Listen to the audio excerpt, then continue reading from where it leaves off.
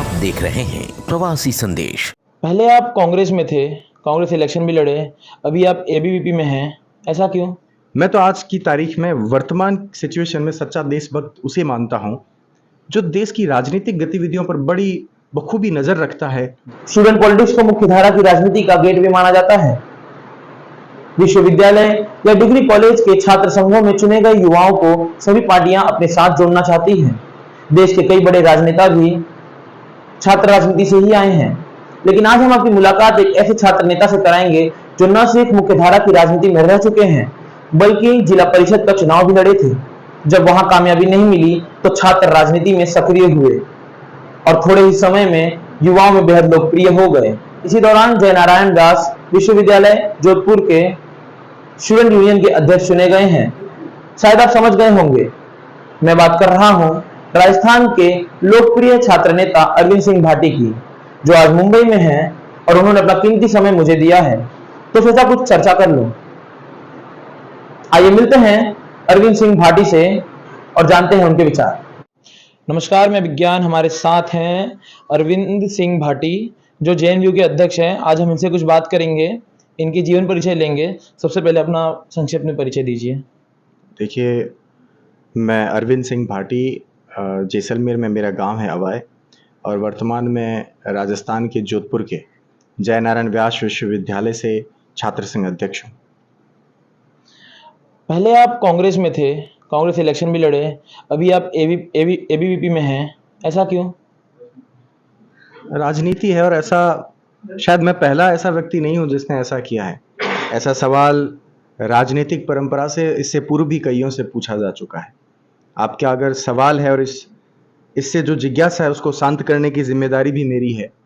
पहले मैं कांग्रेस में था, मैंने 2020 में पंचायती राज में जिला परिषद सदस्य का चुनाव लड़ा, वो चुनाव में हारा।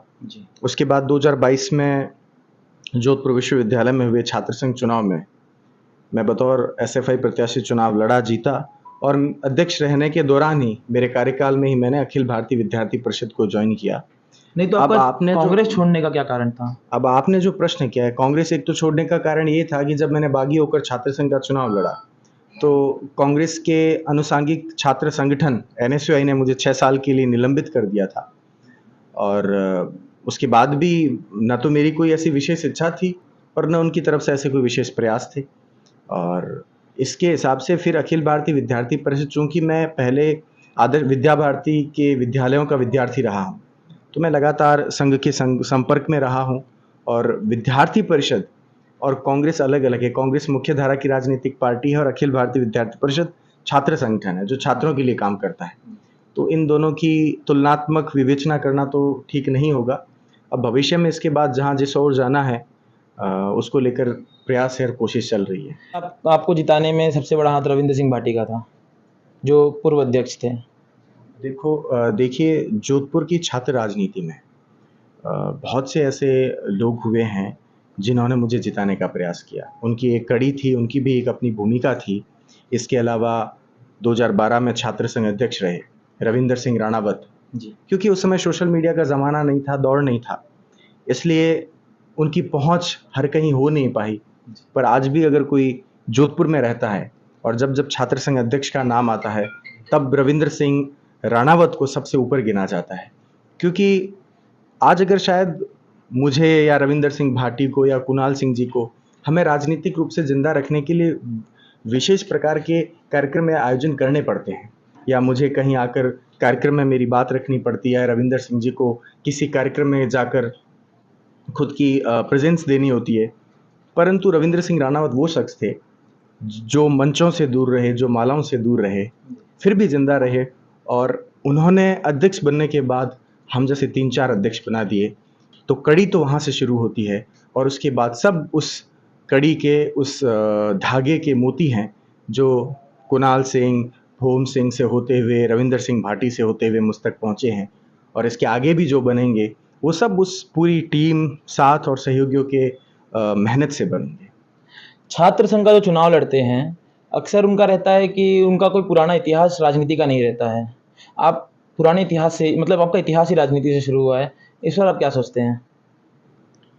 राजनीति का इतिहास होना कोई बुरा नहीं है, और वर्तमान में मैं तो खास तौर पर युवाओं से ये विशेष प्रार्थना करना चाहता हूँ कि आप लोग अपने दैनिक जीवनचर्या में जो भी करते हो उसके अलावा पॉलिटिक्स में एक इंटरेस्ट डेवलप करें। क्योंकि मैं कह रहा हूँ शायद इस स्टेटमेंट पर लोगों के कुछ भी व्यूज़ हो सकते हैं। मैं तो आज की तारीख में वर्तमान सिचुएशन में सच्चा देशभक्त उसे मानता हूँ जो देश की राजनीतिक गतिविधियों पर बड़ी बखूबी नज़र रखता है और वो भले उसका राजनीति में खुद जाने की रुचि नहीं हो, परंतु देश में चल क्या रहा है, पॉलिटिकली क्या चल रहा है, उस पर एक एनालाइज करे, विश्लेषण करे और अपने साथियों के साथ चर्चा करे। वो सही हो गलत हो अलग विषय है, पर कम से कम राजनीतिक रूप से चर्चा होनी चाहिए। इसलिए युवाओं का पॉलिटिक्स में इंटरेस्ट तो डेवलप करना चाहिए। रही बात मेरी, तो मैंने 24 साल की उम्र में चुनाव लड़ा सबसे पहले। हाँ, राजस्थान की राजनीति में पहला ऐसा छात्र नेता हूँ। लोग छात्र राजनीति के बाद मुख्य राजनीति में जाते हैं और मैं मुख्य राजनीति का चुनाव लड़के छात्र राजनीति में आया। आप मुंबई में आए हैं, इस क्यों, आप अपनी बताइए। मुंबई में चूंकि श्री महाराणा प्रताप एकता मंच के द्वारा महाराणा प्रताप जयंती का कार्यक्रम आयोजित होना था और इसमें स्वर्गीय दौलत सिंह जी के सुपुत्र भाई सुरेंद्र भाटी जी का निमंत्रण था, तो इस कार्यक्रम में मैं हाजिर हुआ हूँ।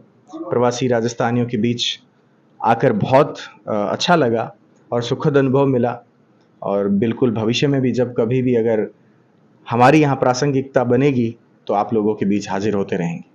आप युवाओं में एक बड़ा चेहरा हैं। आप मुंबई के प्रवासी युवाओं को हमारे चैनल के माध्यम से क्या संदेश देना चाहेंगे? मुंबई के प्रवासी भाइयों को जो अभी मैंने मंच पर बात कही कि जीवन में जो कुछ हो जाए, सफलता मिले नहीं मिले और आर्थिक रूप से आप कितना भी पैसा कमा लें, परंतु अपनी जड़ें नहीं छोड़ें, अपनी ज़मीन नहीं छोड़ें। आपकी भावनाएं सदैव राजस्थान से जुड़ी रहनी चाहिए। आप जब कभी भी आपको अपने काम से फुर्सत मिले या अपने बच्चों को स्कूल से अवकाश मिले, तब वापस उस धरती की ओर आइएगा, अपनों को टटोलिएगा, अपनों को संभालिएगा, उन खेत खलिहानों में फिर से जाइएगा, ताकि वहाँ के जो आपके रिश्ते हैं वो वापस रिन्यू होते रहेंगे और उनको भी ये लगता रहेगा कि हमें देखने आते हैं और हमारे साथ उनके संबंध मधुर है। तो जो भी हो, आप कितने भी मॉडर्न जो हमारे आजकल कल्चर है उसको अडेप्ट कर लें, उसको एक्सेप्ट कर लें, परंतु फिर भी जो आपकी रूट्स हैं उससे हमेशा जुड़े रहें। ये मैं सारे युवा साथियों से प्रार्थना करता हूँ। आगे की क्या योजना है, क्या मतलब क्या सोचे और क्या करोगे? आगे क्या करेंगे किस संदर्भ में? राजनीतिक रूप से देखो, राजनीति तो एक यात्रा है और अब इस यात्रा में यात्रा तो सभी करते हैं और वो प्रभु तय करेगा कि यात्राएं किसकी कितनी लंबी होती है। और छात्र राजनीति में हूँ, उससे पहले मुख्य राजनीति में था, तो ये तो निसंदेह उद्देश्य तय है कि भविष्य में राजनीतिक रूप से और राजनीति के माध्यमों में जुड़े रहना है। पर अब राजनीति होगी कैसे, किस प्रकार से होगी, मैं अपने सिद्धांतों पर राजनीति करना ज़्यादा पसंद करूँगा।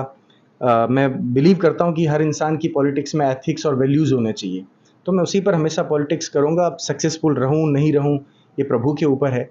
और अगर व्हाट इफ़ कभी लगा कि एक सिचुएशन पे कि शायद पॉलिटिक्स मैं फिट नहीं हो पा रहा हूँ या मे बी पॉलिटिक्स जैसा मुझसे चाहती मैं वैसा नहीं कर पा रहा हूँ, तो मैं शायद कोई और काम कर लूँगा और चाहे बिजनेस हो सकता है या कामकाज हो सकता है। तो ये थे हमारे साथ अरविंद सिंह भाटी, जो युवाओं में बड़ा चेहरा है। हमने इनसे कई सवाल किए, इन्होंने डट कर जवाब दिए। फिर मिलेंगे किसी और शख्सियत के साथ, तब तक के लिए बने रहिए प्रवासी संदेश के साथ।